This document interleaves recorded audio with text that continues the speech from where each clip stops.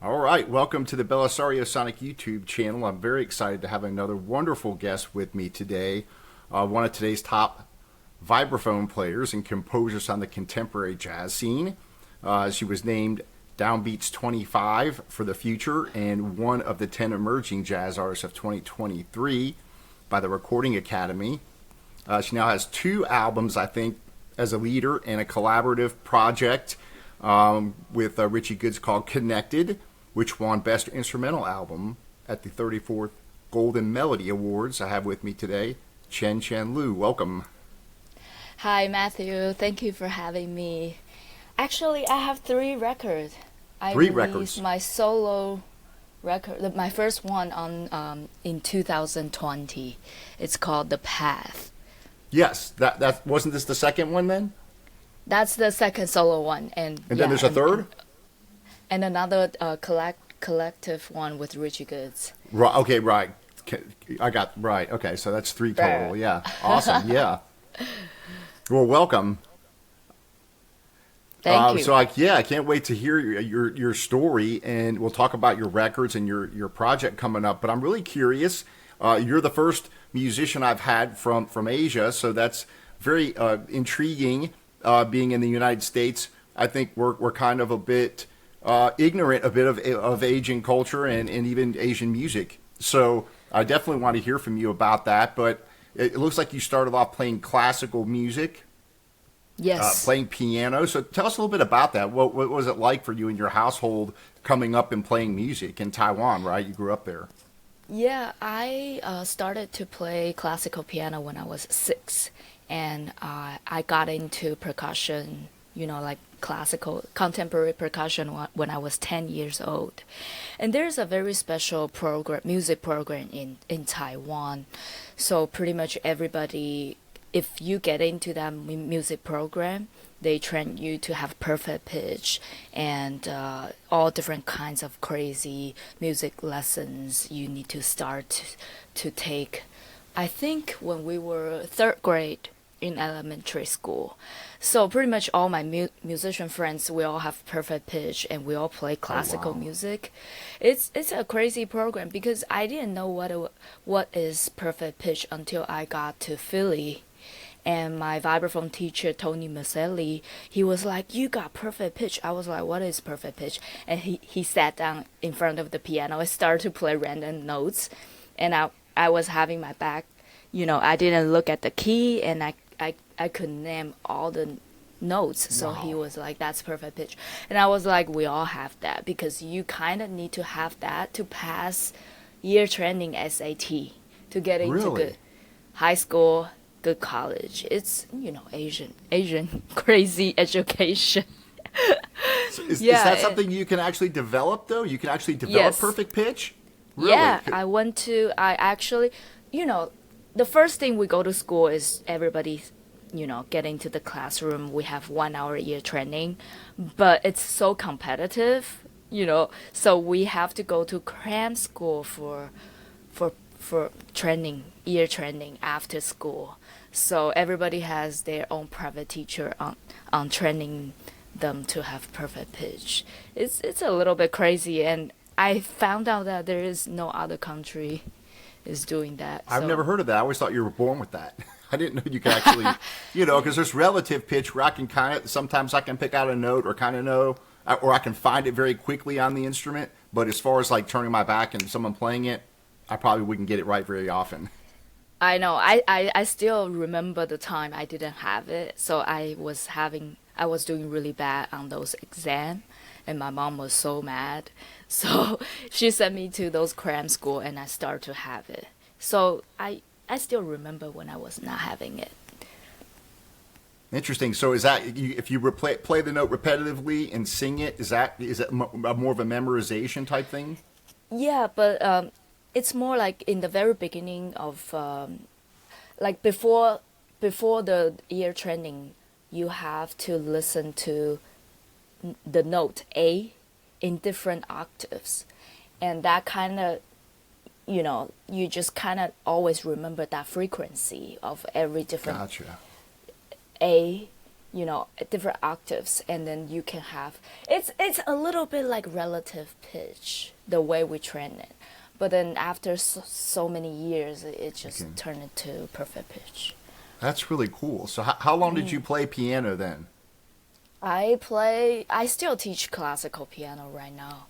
Yeah, I was taking piano very, very seriously up till college, and then I switched my focus fully to percussion. But I still play classical piano. Yeah. So what? Go ahead. Yes, so I didn't hear any jazz when I was growing up. It's more, I found out it's more like the culture. I still have hard time to explain this, but everybody was huge on learning classical, and it's really competitive. And I will say it's a little bit sick to me. Yeah, because you got no room to explore your own improvisation, your own ability of improvisation and all that stuff. It's all about precise discipline and how well you can interpret Western music.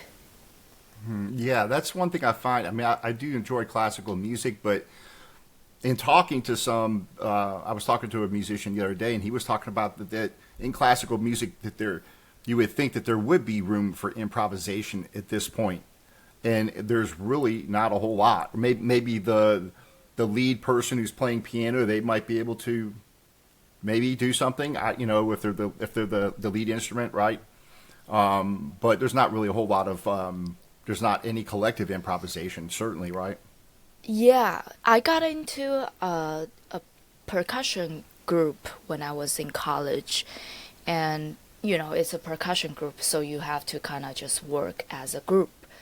So I started to feel like there's no room for me to be authentic. And even the sticking, like how we use our hands, it will have to all look the same. So I started to have this idea of coming to the States to study jazz. Because in the beginning, I was just like, I really feel like I want to do more with the music, because I was still so young, and I was aware that I was like, okay, I'm only 20 years old, and I feel like it's just I keep doing the same thing over and over, but I wanted to do more with the music. So that's why I started to research what kind of other music will allow me to put my authenticity in there. And then when you started learning percussion, it says that you toured with this famous percussion group throughout Asia, right? And you did that Yes. first? Tell us a little bit about that. How did you get involved with that? I got into one of the best music college in Taiwan, and the president was the director of the percussion ensemble, Mr. Ju. He's really powerful in Taiwan, and he was also the head of the art administration in Taiwan. So he has this percussion group. It's like an empire. So if you get in there, you pretty much tour with the group to China, to Thailand, to Korea and Japan. It was a beautiful experience because we were on the biggest concert hall, the biggest stage, and I was always the host of the concert. So I got to explain the music to the audiences. There are like thousands audiences pretty much every single show. So I was doing that all the time for 5 years. Wow. And we need to go out to have dinner with all the government people, all the different journalists. It's, very high level and, very well connected with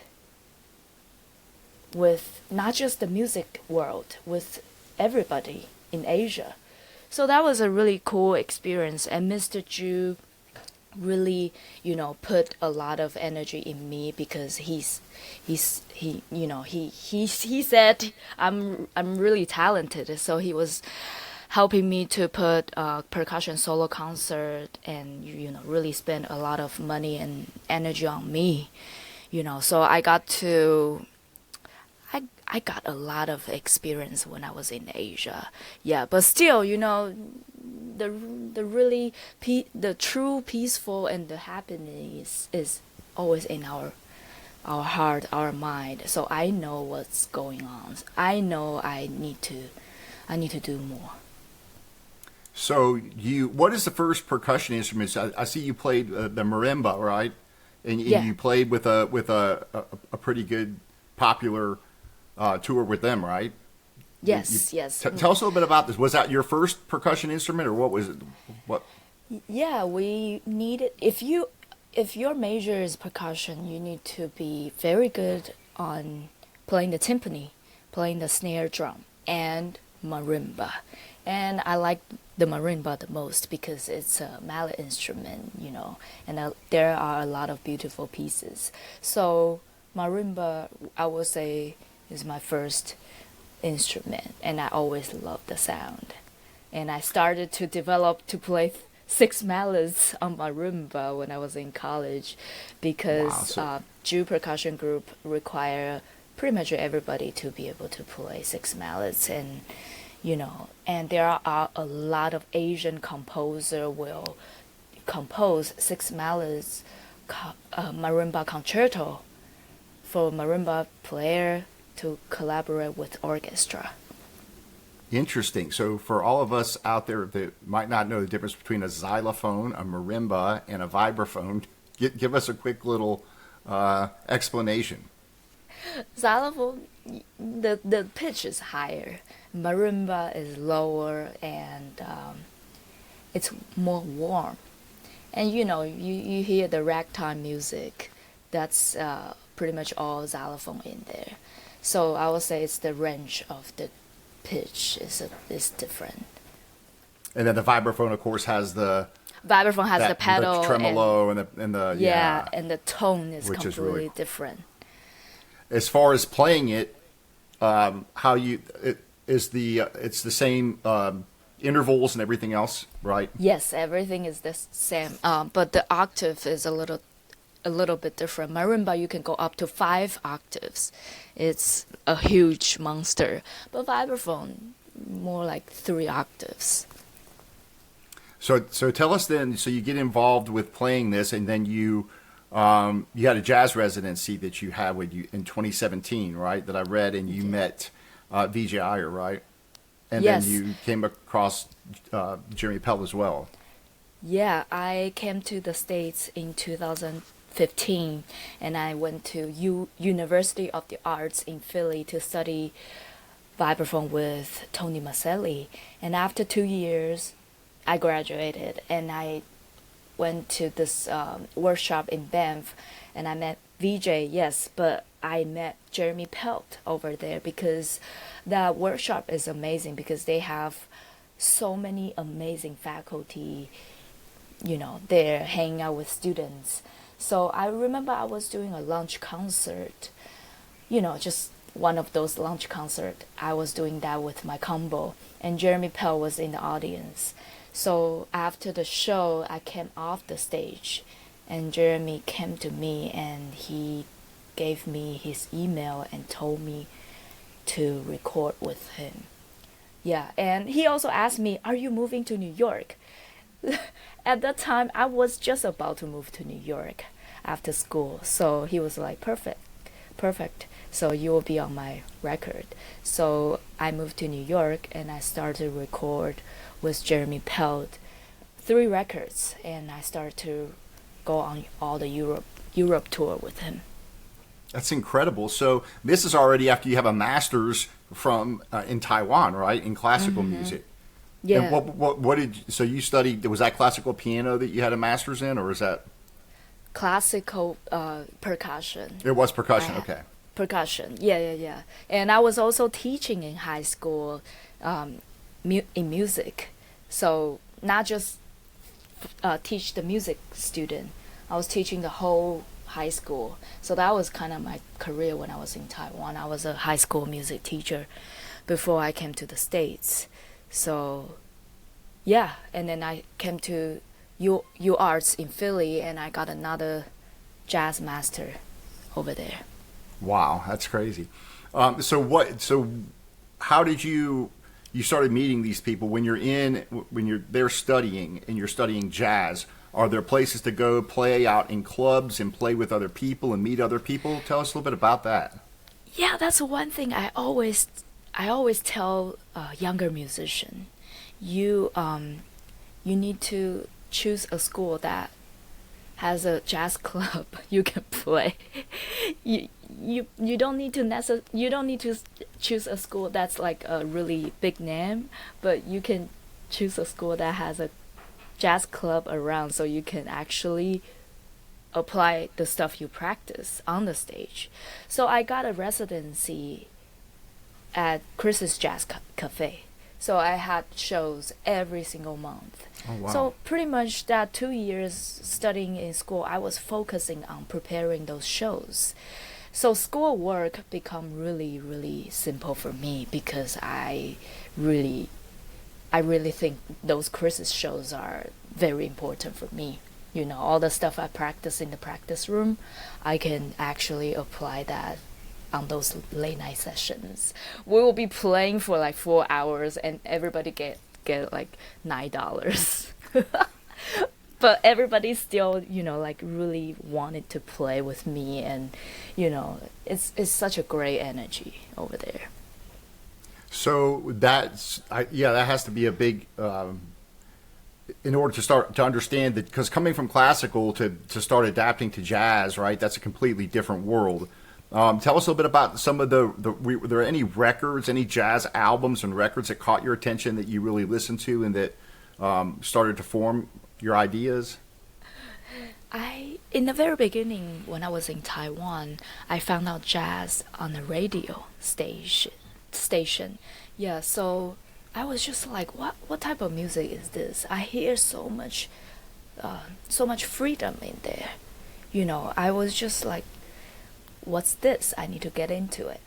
So that's the first time I found out about jazz. And then later on, I start to hear, I found out Hiromi, the Japanese piano player. You know, like, she looked like me, but she played totally different and crazy.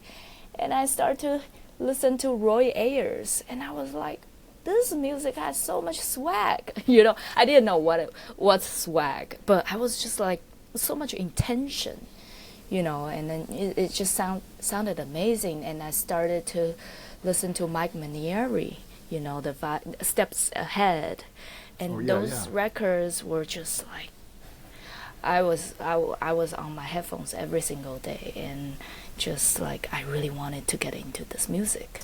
Yeah, that was when I was in Taiwan, and I came to the States. Actually, 2014, I went to Tony Miceli's summer workshop in Delaware just for like 3 weeks. But I found out that I was the only Asian person on the airplane too.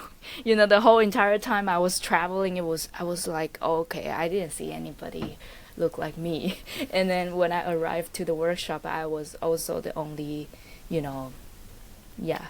So it was totally a journey, but I didn't know any of this because, you know, when I was in Taiwan, the only race is Taiwanese.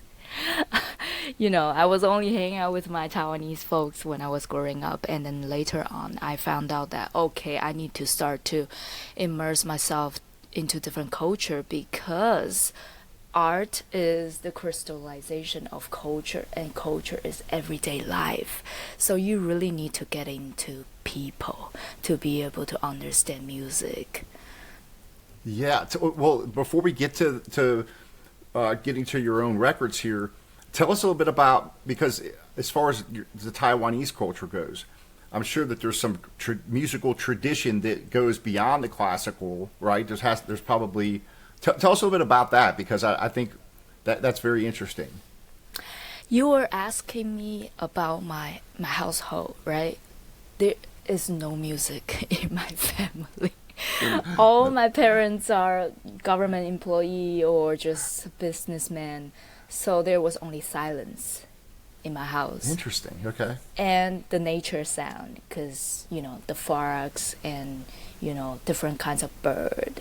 And my mom is a Buddhist, so she goes to temple, and you hear them chanting in all crazy different kinds of time signature. It would be like 7, 11, 3, 8.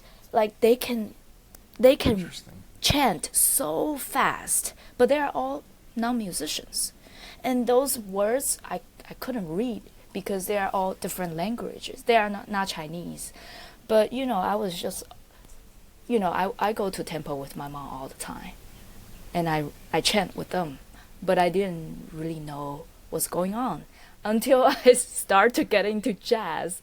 I was like, oh my God, that was actually a crazy thing for normal people to do. But because they are doing that every single day, so they just master all different kinds of time signature.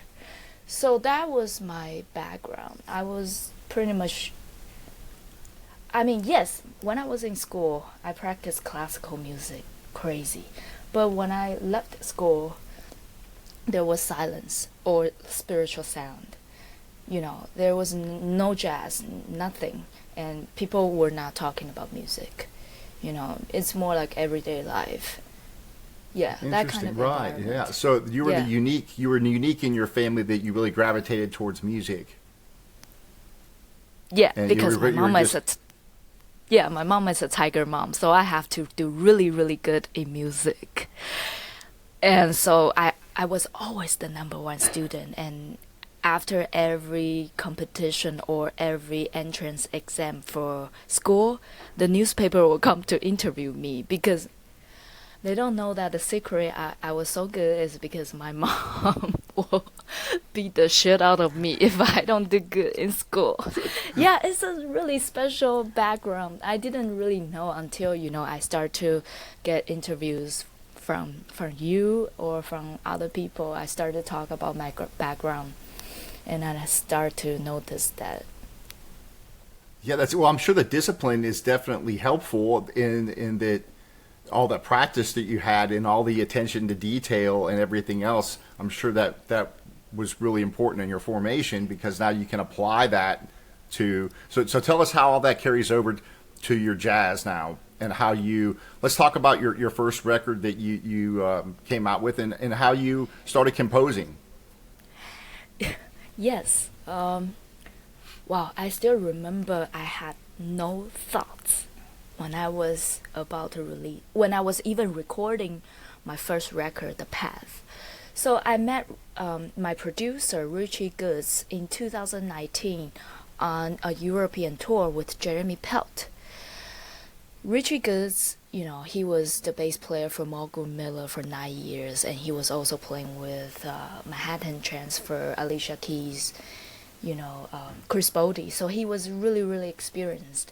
And I was on Jeremy Pelt's tour, and Richie was just a sub bass player because we were supposed to play with Vincente Archer on that tour because he was busy. So Richie got on the tour, and after 3 weeks touring, in the very end, Richie came to me. He was like, "Do you have any record out?"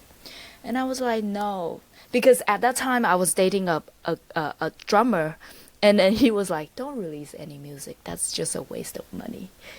Don't do it." And we were about to get married, so he was actually telling me to stay at home, raise kids, and all that stuff. That was the deal. And I started to go on tour with Jeremy Pelt, and I feel that sense of freedom. I have my own room, my own hotel room, and then I can every single night. Play with the best musicians. Jeremy Pelt, Richie Goods, Alan McNair on drums, and Victor Good on piano every single night. So I feel this freedom. So after that tour, Richie came to me, said, "Can I help you to produce a record?" And I was like, "Yes, please, because that's why I'm here, I start to realize I'm in America, not because I wanted to get married, I still have a lot of things I wanted to do. So I broke up and I started to make this record, but I had no thoughts.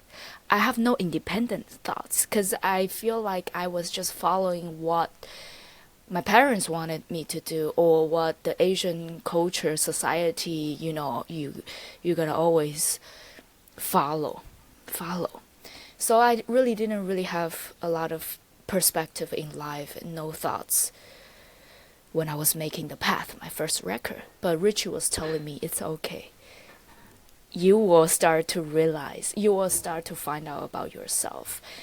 Now, focusing on making really good music, writing good songs, writing the songs you like. And he asked me, who do you like to listen to? And I was like, I really like Roy Ayers. So that's why we rearranged Roy Ayers' We Live in Brooklyn for the first song on my first record. I know a lot of musicians or a lot of reviewer probably don't like me playing Roy Ayers or, playing stuff that's a little too smooth. I don't know. I listened to that record today. Driving, it's very good. I enjoyed it a lot. Thank you so much. Yeah, a lot of people like it. And one time, I got a phone call from Chase. They were talking about my credit card problem. And then in the end, she was like, Chien Chien Lu, are you releasing We Live in Brooklyn, baby? I was like, yeah, that's my song. And she told me, I go to the gym and listen to that song every single day. And that credit card problem was solved so easily. That's awesome. That first record, I really just follow my heart and do the music I like. But then, that was 5 years ago. So in the past 5 years, I developed a lot of independent thoughts.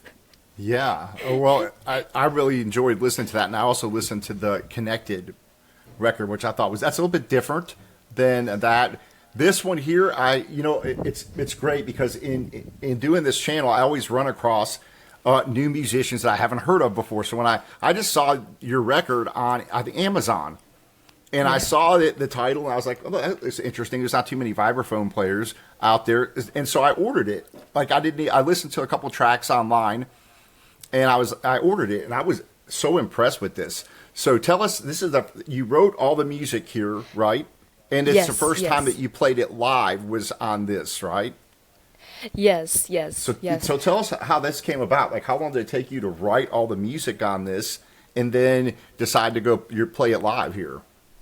Yeah, first I need to shout out to Giant Step Arts, Jimmy Katz. He reached out to me and wanted to, sponsor me to do this record. So I got his phone call in the summer, and he told me to do this record, and I was so nervous because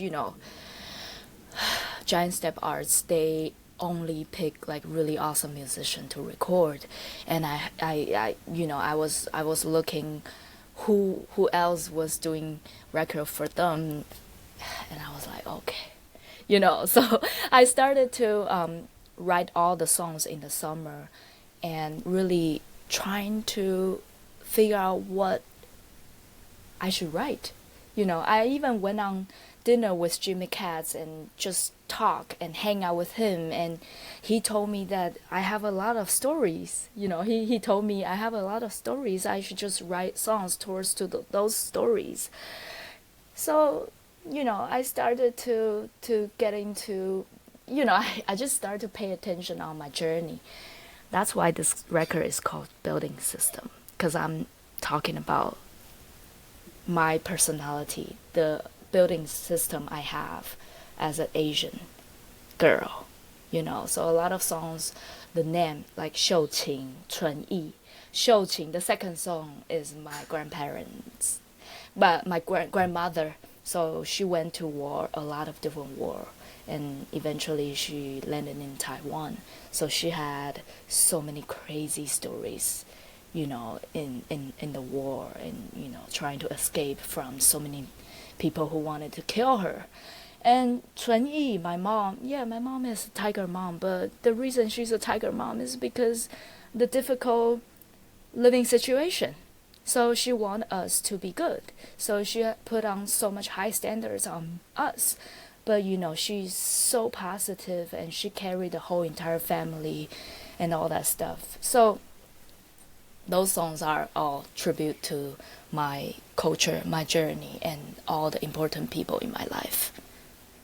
So how when you wrote these, so how long did it take you? I guess because this is performed live, right? And so how Yeah. long did it take you to prepare to actually be able to do these? Because some of these are quite complex tunes, and they're very well developed, and there's a lot of dynamics and things going on. So how did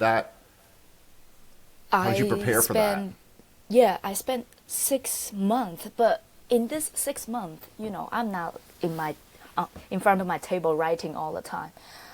I will write probably 1 or 2 hours in the morning, and then later in the afternoon, I go to hang out with my friends, or go to museum, or go to see different kinds of shows. Because I live in New York, there is a lot of things happening every single day. So I kind of just put myself out there, and then really trying to discover or trying to observe life or personalities or all the different art form, and get inspiration from that.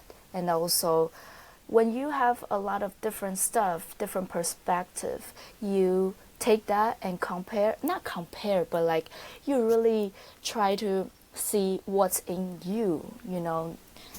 So I don't know how to describe it, but I put myself out there for like 6 months and really trying to see what I want to write and what kind of music inspired me. So in that 6 months, I also listened to a lot of classical music.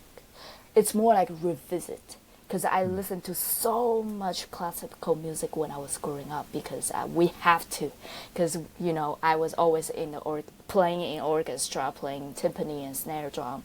Sometimes I even play piano in the orchestra. Yeah, so I kind of just revisit all the classical repertoire, and get inspiration.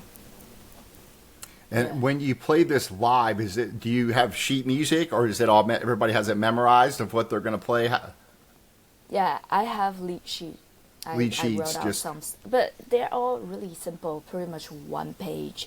So I really need to give a lot of credit to those musicians, Alan, Jeremy, and Richie. They put it together. Yeah, yeah. I would say it's a collective record too, because if it's just by myself, I wouldn't be able to create music like this. Yeah, And they're all great players on this. This is just a joy to listen to. definitely. And as I grow older, I found out that when you empower the people around you, they kind of contribute like a community, that type of thing. So I wouldn't be able to have those records or have the career I have without all the musicians' help, or everybody. So it's definitely not a solo record. Yeah. What about developing your technique playing the vibraphone? I'm always curious. This is probably one of the instruments that's very rarely seen. If you go to an average jazz jam session, you're not going to see someone bring in a vibraphone usually. Tell us about how you develop your technique. Do you play with 2 or 4, or the Gary Burton style they call it, with the 4 mallets, right? Or do you just mix it up depending on what you want to play? This is such a nerdy question. But when I was growing up, I was playing marimba, so I already got all the technique done. I first start with Steven's grip. Maybe you don't know, but maybe some of the percussionists will know. And later on, I got into Gary Burton's grip when I was in high school. And when I got to Philly, my teacher, Tony Miceli, he has his own grip. So Tony Miceli's grip. But I couldn't really use that for both hands. So my left hand is Tony's grip, my right hand is Gary Burton's grip. That fits me the best. And when I got to New York, I started to study with Steve Nelson. Very, very great, legendary vibraphonist. He is already 70 years old, I think. He plays with only 2 mallets. And I found out that connects with me the most. I feel like when I hold 2 mallets, I can express myself the best. So, and then later I got into Jeremy Pelt's band. Jeremy Pelt always has a pianist in the group. So I didn't really need to comp a lot. which perfectly, I can hold only two mallets. Yeah, so I can hold two mallets, four mallets, six mallets, but two mallets, I can You like that express the myself. best. Yeah, I like that the best, and I still have problem to use four mallets and two mallets. I don't know. If you ask another vibraphonist, he will probably tell you the same. If somebody like to hold four mallets, they always hold four mallets. It's a different kind of thinking when you hold different mallets. Yeah. Gotcha. It's because and I don't know if you're playing two, or if you're playing two in each hand, right? I think Sasha Berliner, she plays four, right? And so is it just octaves or different? Or what's the concept behind it, or what is it? Is it more for playing comps? Yeah, when you hold four mallets, you can comp for yourself. But when you hold two mallets, pretty much just lines. Yeah, but I mean, sometimes you can throw some harmony too. But it's different. Yeah, I see Joe Luck holding four mallets, but he's only using the inner two. I guess it's the gesture will make you feel a little different. But the other thing I found out is if I only hold two mallets, I can put so much more weight into the instrument. Yeah, and I was playing with dudes, powerful dudes in Jeremy's band. So I really need to play. I really need the sound to come out.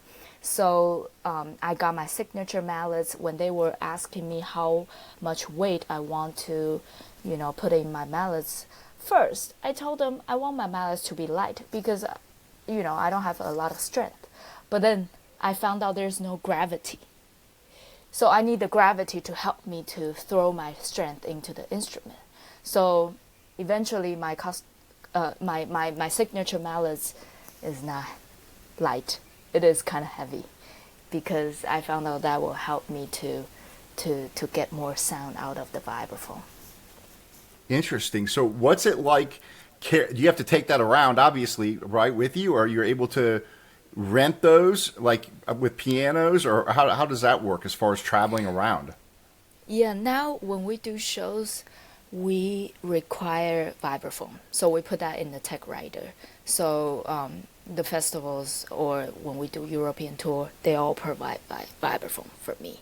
But only when I do shows in New York, I carry my vibraphone. But really, I had this talk with Warren Wolf. Oh yeah. Yeah, Warren was like always calling me.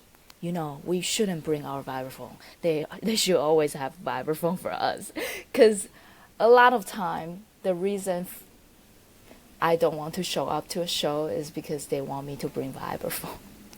I'm just like, that will kill my passion on playing music. Yeah, so right now when I tour with Richie, we make sure we have vibraphone in our tech rider, and the festival and the venue will need to rent one. And what is there a specific one you request? I'm kind of a gear nerd, so I'm always wanting to know. I don't know how many different makers of vibraphones there are, but is there a certain one that you like to have?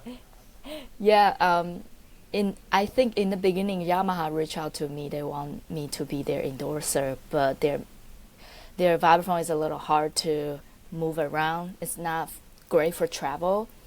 And then so I got into Musser, and I really like Musser vibraphone, either Musser M55 or Musser M48. But recently, this Japanese company Saito reached out to me, and their vibraphone is awesome. It's so easy to take apart. So now I request Musser vibraphone or Saito, but Saito don't really have a lot of vibraphone in the States, but their vibraphone is amazing to bring to everywhere. Yeah, so I would say for travel musicians, the how convenient this instrument will give you, that will be even more important than the sound sometimes. Right, you got to carry it out there. So how long does it take to set up one? 15 minutes. Okay. So you got to, it's like, carrying, that's always the worst thing playing music is carrying your stuff out there. Even when I played in rock bands, you got your amp and your guitar and all your cables and all. That's always no fun. So I know. So you did this record then, and again live, which is fantastic. It sounds really good. It doesn't really sound like a live recording. I mean, it sounds very, very good. I don't really hear a lot of like crowd noise or anything. Yeah, Jimmy Katz is amazing, and the mastering engineer is Dave Darlington. He's also amazing too. So they make the sound so clear, so pure. It's amazing. Yeah, but the audience was behaved too. Because we were telling everybody, oh, we are recording, you really need to wait until the very last note died out and you clap. Okay, yeah, because it sounds fantastic. What about as far as making this live? Were you nervous about that, or were you kind of like, oh, is this going to, was it nerve-wracking to make it when you were doing it? Yes, I was very nervous, but, I think that's one thing I like about jazz. It's like when you're on the stage, when you're in front of your instrument, the only choice you have is to go. And the more you're afraid, the more mistake you will make. So sometimes my friend asks me, because I have a lot of friends, Taiwanese friends, they come out to see my show and they always ask me, what are you thinking when you are improvising? Where are you, So I asked myself this question. I found out I'm always in the zone, because you gotta get in there. You gotta go. You cannot let fear stop you, or you cannot hesitate. You just have to be you, and you just have to be real and honest and play the note you want to play. Sing it in the back of your mind and just do it. Any other noise in your head will just kind of interrupt your solo. So just go and go with flow. And the musicians, oh my God, I trust them so much, because we were touring for 4 years, doing shows out of nowhere in Europe. So we kind of, we just support each other so much. We are not like best friends, but we know that we can trust each other, especially on the stage. So yes, I was so nervous, and I had the best player to play with me, but the only thing you can do is to just go. Yeah, well, this is definitely staying next to my turntable. I'll definitely be listening to this a lot. Hopefully, I don't think your first one's available on vinyl, right? It's just on CD. It's sold out of order. Yeah. Mm-hmm. Okay. That one is so popular because it's very good. Yeah, because that one is a little more groovy. So a lot of like Asian indie club, or like people who love a little bit more like indie or hip hop or dancers, they like that first record. So they were buying all out. So that one sold out really fast. Is that something that you're going to consider putting back on, doing another run of vinyl records on that? Yeah, I will definitely do that, but maybe not now, because I need to focus on, me and Richie just record our next record, so I need to focus on. Yes, tell us about that, because you did the Connected record on 2023, right? Yeah, and now you've got another one coming? Yes, so right before I came back to Taiwan, we finished recording our Connected Volume 2. And now I'm listening to the mix every single day, and I got so tired of it. So when you guys hear it, I'm already moving on to the next one. Yeah, but that one is going to be so great, because it's just the continue of the first one. The first one we were talking about kind of like inner peace and unity and love, that kind of topic. And the volume 2 is going to be the extension of the volume 1. So we just have more realization in life, and we have more ideas, and we collaborate with different artists. And it's just a little bit more mature than the first one, I will say. I feel like I have less fear, because I'm older, and I know I can articulate what I want a little bit more for the second one. And so when is that coming out? we are trying to see if our manager can get us a record deal, but if not, we're gonna release on our own. I hope it can get released by the end of this year, so I can apply another round of a Golden Melody Award. Yeah, That's yeah. a great way to connect with my Taiwan folk. Yeah.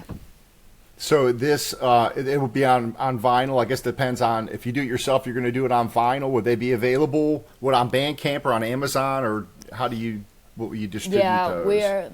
We are planning to collaborate with P-Vine, this Japanese record, again, to have the vinyl version. I hope they will take us again, and yeah, all the digital version, CDs, all that stuff. Awesome. This now, did the vinyl come out after the CD? Because I was kind of looking at the dates. Did just actually just come out now or recently? Yeah, because in the very beginning I was like, okay, maybe I don't need this to be on vinyl. But then after 2 years, I was like, I really want it, because I put all the stuff on my wall in my New York apartment, and I'm just like, I'm looking at it. I want the building system to have the vinyl version too. So after 1-2 years thinking about this, I reached out to P-Vine, and they were like, we were thinking about the same thing. We were like, should we reach out to Chien Chien and see if we should have this on vinyl? And then so we decided to release the vinyl version of it. Are you involved? You were talking about listening to the mix. Do you listen? They send you different mixes. You listen to it and you tell them what you like or what you don't like. Tell us a little bit about. Yeah, Richie Goods is the producer, so he does a lot of the mix. So pretty much, I'm communicating with him every single day to fix all that stuff. Before I had a producer, I didn't really know the production. I didn't know when you are listening to a record, every different instrument show up in different places, and right. How close to you, in front of you, or like in the back. I didn't know any of that, but I was learning that with Richie, and he would tell me everything. So when I was listening to all different kinds of mix, I would tell him that, I want the vibraphone sound to be a little bit darker, or I'll be like, it would be good to double marimba on the vibraphone on the melody, or like, can we have the drum, the snare to be a little bit more alive, or like, can we put the guitar in the very back, like the ambient sound? I think it's amazing. Like, we are the painter. You can kind of decide how this painting is going to look like. It's amazing, and also different quality sound will kind of bring this music to a different types of music. Because like in the beginning, I was like, this is way too smooth, but then later on we bring the drums more alive. It sounds a little bit better to me, and we make some sounds a little drier, so it sounds a little bit like we record in a smaller room instead of in the arena. You got this number 2 coming out, and you're actually working on another one now after this one already, or no? After which one? After Connected? So number 2, you have the Connected number 2 coming out, hopefully this year. Yeah. But are you already writing one for another record as well? You're already working on it? Not yet. Okay. You're getting this one finished. Now I'm collecting inspiration first. When I feel the time is right, I have enough stuff to write, there will be another one. And then do you plan on touring with this? Going on tour, playing in the U.S. and playing every place? Yes. With this? So, yeah, because now I kind of got stuck in Taiwan because of this visa situation. So my agent and my manager, they couldn't really book massive tour for us. But I do have some tour lined up, but it's more like sideman. I'm going to Europe in November and playing with WDR 2026. So, but that's gonna be all my original stuff, and yeah. But once when I return, it will be easier for us to book tours. But definitely, whenever we release tour, we always want everybody to hear it. So we will definitely line up some tour in the future. Awesome. Well, I look forward to it. Hopefully you come near me. If you get to Nashville or Atlanta, those are the closest big cities for me. So. Yes. All right. Well, then it was awesome. It was awesome talking to you, and I really enjoyed our conversation. So I look forward to the new record. And let me know, if you will, you got my email, just send me an email, let me know when it comes out. And I definitely want to order a copy, so you got to. Okay. Definitely. And we'll do another review. Thank you so much. Yeah, thank you so much for having me. And thank you so much for your support to all the musicians and all the music. You are awesome. Well, thank you. All right, take care. We'll talk soon. Take care. Bye-bye. All right.